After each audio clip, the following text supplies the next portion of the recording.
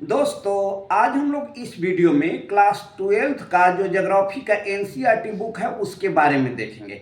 तो class 12th में NCERT के ज्योग्राफी के 3 बुक है, जिसमें एक Indian resources, second world resources या ह्यूमन रिसोर्सेज और थर्ड जो बुक है प्रैक्टिकल का बुक है, जिसमें से 2 बुक्स का हम लोग डिटेल्स देखेंगे चैप्टर वाइज कि कौन कौन सा चैप्टर्स है।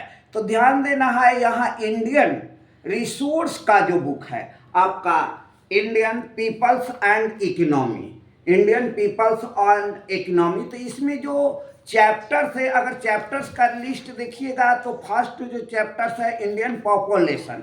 देखिए, ये पॉपुलेशन से रिलेटेड अर्थात सेंसस से रिलेटेड जो चैप्टर्स है वो चैप्टर्स है। उसके बाद यहाँ माइग्रेशन है, सेटलमेंट्स है।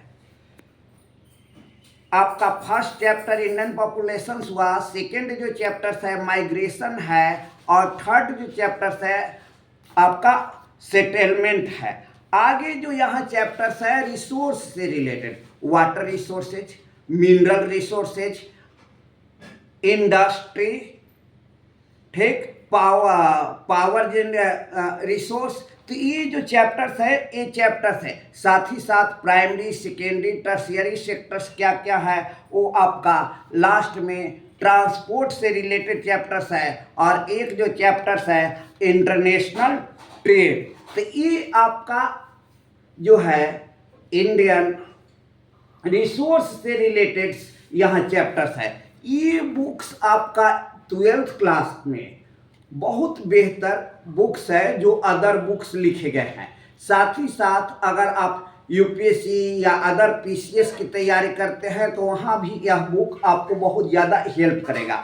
इसका जो सेकेंड बुक है जो वर्ल्ड से रिलेटेड है, खास कर कहा जाए ह्यूमन ज्योग्राफी, मानव भूगोल, तो यहाँ पर इसमें अगर आप देखते हैं तो इसमें जो चैप्टर्स है, तो ये चैप्टर्स आप देखते हैं तो यहाँ पहला जो है scopes of geography, human geography का स्कोप्स।